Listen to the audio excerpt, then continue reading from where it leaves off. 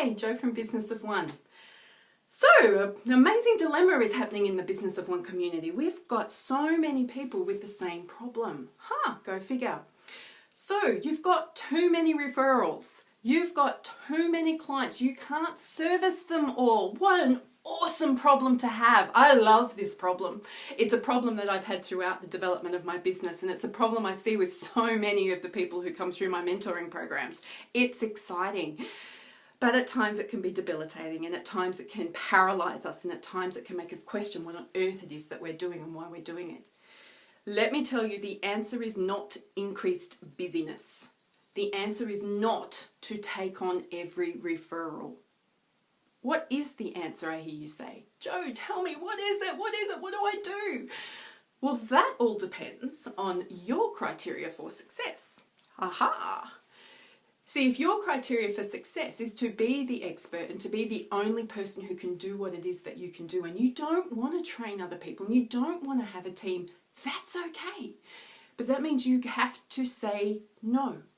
There's going to get a point when you have a waiting list and you either keep adding to your waiting list or you say no. When you've got a waiting list and when you're at the point where you've got to say no, can I also challenge you that that's the point that you need to put your prices up? Just a random thought, because you're obviously in that much demand.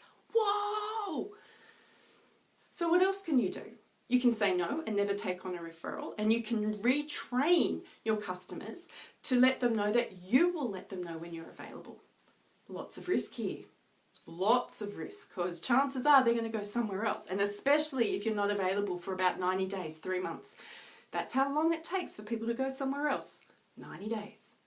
It's also how long it takes for people to forget if you've made a mistake. Just, in case you're wondering.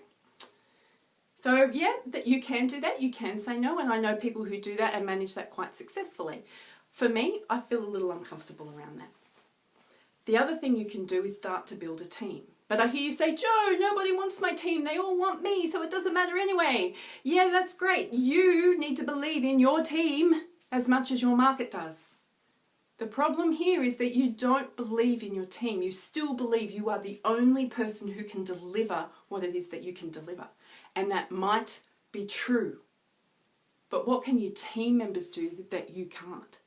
What do your team members do that are better than what you do? You can go and retrain your market, and the best thing you can say to your market is, I trust my team. Best way to be able to build your team without compromising anyone's credibility, without being unethical, without promising what you can't deliver. Now, I know that there are some really cluey people in the Business of One community, so I'm interested to know of those of you out there who have actually experienced this, where you've had too many clients and you haven't been able to service them. What have you done? What's worked for you? Because there may be more ideas out there than I've come up with, than I've experienced.